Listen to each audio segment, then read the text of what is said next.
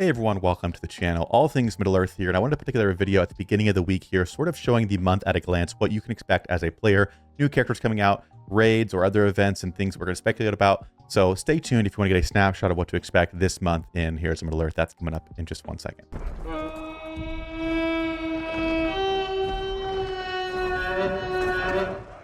Now, it should go without saying, but anything we talk about in this video will be linked down below if applicable. So we've talked about a kit reveal for Legolas and Gimli, for example. I'll link those down below. And if you reference old videos or topics covered, I'll link those in the top right if you want to go review any of that content from the past. Now, the first thing I want to talk about is the July calendar. Now, I'll put a calendar up on the screen so you guys can see. And the goal here is just that in this video series, I want you guys to know exactly what's coming up in the game so you can know what to expect or plan for if there are things. Now, if it's just marquee characters, not a whole lot to plan for, but in the future, there might be things we want to prep or farm specifically for. So I want you guys to know how much time you have until those things are coming up. Now, the first thing is going to be Legolas. Again, we talked about Legolas in our last video, which I'll link, and I'll link his kit reveal down below. But Legolas is going to be releasing in the game at 8 a.m. Pacific time on July 10th, and he'll be here for 1 week until July 17th at 8 a.m. Pacific time. Along with Legolas, Gimli has also been announced and confirmed as another marquee character coming out the following week, starting on that same day, July 17th, and going for another week until July 24th, again, starting at that 8 a.m. Pacific time. Now, the big question that everyone's asking is when are raids coming to the game? This pop-up here, Hold Tight, raids are coming soon, has been in the game since the game released.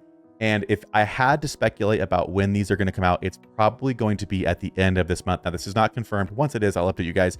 But if I had to speculate, we already have dates for Legolas and Gimli. I don't think they're going to put raids before or in the middle of all that happening. So I think it's going to end up being after that. Now, best case for me at this point, ideally, it's going to be on the 24th, which is the day that Gimli's marquee event finishes. So they would ideally announce soon that raids are starting at the end of the week. But there's honestly a chance that it could end up being the following week on the 31st, for example. So they kind of give it a week in between the marquees ending and the raids starting. Again, the raids are still just speculated right now, so don't bank on anything. But if I had to guess, it's going to be around the end of the month timeline. So it could end up looking something like this. After this next part of the video, I want to talk about some analytics, some financial data or whatever from the last month of this game so we can get an idea of how it's actually doing. And I want to give a shout out to Boylan because I did see his video and I'll give him credit for being the one that made me think about this, but I'll link his down below if you want to check out his perspective on it. But I did see him going through this and I hadn't thought to look through analytically how this game is doing. Because I think it can be a reflection of, you know, at least what we see on YouTube. There is a lot of negativity and this game's not doing well. There's no content. Some bigger creators have stopped playing. So you might be wondering what's exactly going on. And I do think this revenue snapshot gives us a little bit of an accurate kind of summary of what's happening. So this is for Apple right here. I'll make it a little bit increased there so you can see the size. But in the last month, for example, you have FIFA #1, Galaxy Heroes #2 at $4 million. And we start going down. And here's Middle-earth is down here at 7th. With 800,000 made on Apple, and then in 7th with 700,000 made on Android. So 1.5 million made in the last month, whereas Galaxy of Heroes, who is again like a very similar, the exact same game, just different IP, made $7 million. So again, I don't expect out the gate Heroes of Middle-earth to make the same as Galaxy of Heroes with what there is going on, but I think it's also fair to say that for Heroes of Middle-earth, this first couple months is very crucial because you can see how people are interacting with the game. And you can even go and pull up the statistics on, I think on the Apple side, you can see what packs are purchased the most to see what's being bought in terms of like top in-app purchases.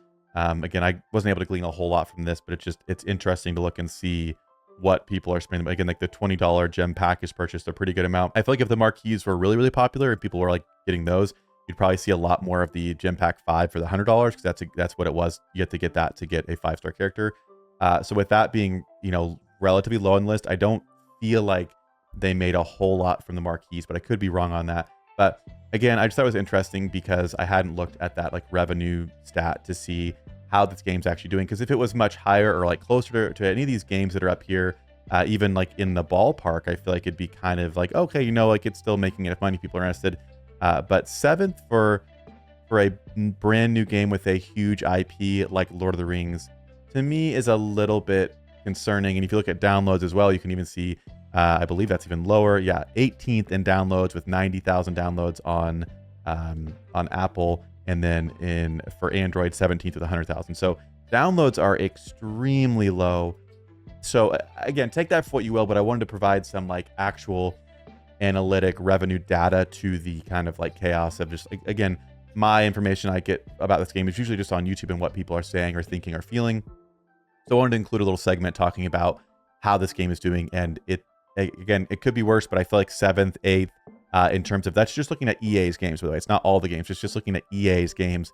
I feel like that's not super good. Now, last but certainly not least is Gandalf the Grey. Now, Gandalf the Grey has been confirmed as coming to the game, but we don't have details as of yet as of how he'll be obtained or when he'll be obtainable. Now, the fact that they released Legolas and Gimli as marquees and were able to give that out right away really makes me think Gandalf the Grey is not going to also be a marquee, because I feel like they would just say these characters are coming as marquees throughout the month of July, and that would be that. But there's some kind of build-up and anticipation for Gandalf, if they even say that kit details for Legolas and Gimli are here, but Gandalf the Grey's kit is coming soon.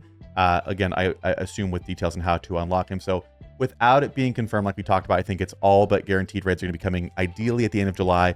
And I think Gandalf the Grey is going to be a reward for completing the raid. And if you've played Galaxy of Heroes, it's very familiar to you. If you've not, it'll be a new thing. But basically, every raid you complete, you get a certain amount of shards for a character, and then over time, you unlock them. And then as your guild keeps completing the raid, you'll be able to star them up to 3, 4, 5, all the way to 7 stars and have a kind of final powerful version of this raid character. Now, the question we have to ask is, will this fellowship team with Gandalf the Grey, Legolas, and Gimli, at least as part of the core, be the new meta? Will they just compete with the Lord Elrond team? That we don't know for sure, but I'd have a hard time imagining that what we've seen so far with these characters, that they will not be very good together. I think another question we have to ask is, will we be seeing Aragorn and the Hobbits, or Strider and the Hobbits, get the fellowship tag to be used with this? Will a fellowship version of Boromir also be in the game, because Boromir is one of the fellowship members as well? Or, and I don't think this will be the case, and I don't think it'd be a good thing, can we expect to see new versions of the characters like Boromir? The Boromir we have in the game right now is more like the Gondor version of Boromir, not as much like the Fellowship, like the Elven Cloak Fellowship version of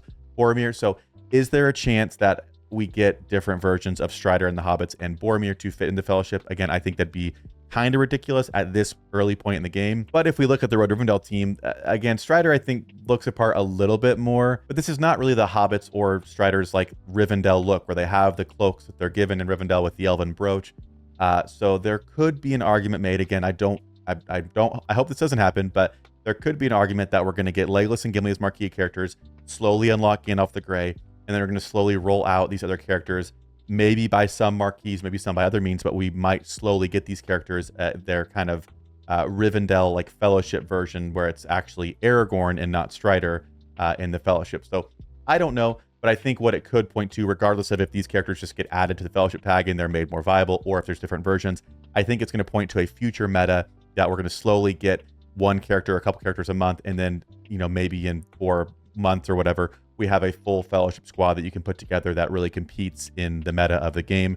So I think Elrond will still be relevant for a little while, but there is something to be said about the potential for a fellowship team in the future, bringing together multiple marquees, or again, there could be different versions of these characters that come out and they're unlocked just like Elrond as kind of legendaries. Like that could be Strider. Maybe there's a fellowship version of Aragorn that's unlocked with Legolas and Gimli and Gandalf, and all of a sudden, again, I hope they don't do that, but I think anything's fair game with a collector game like this. So I just want to talk through the kind of like possible speculation or theory of what we could expect. So let me know down below what you guys think could happen with this game. Again, I'll put the calendar on screen one more time if you guys, again, want to see the big guaranteed things are Legolas and Gimli. I do think the raids are going to be coming towards the end of the month.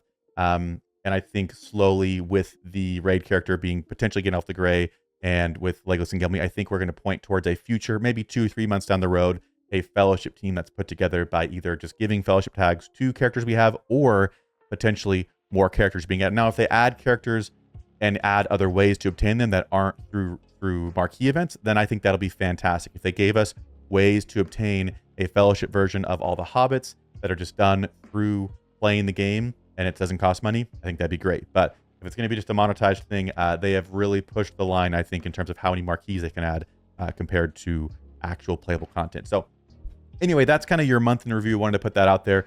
Those who haven't been keeping up with all the things going on, or just wanted a one-stop shop for kind of the looking back and looking ahead at the game and how it's doing.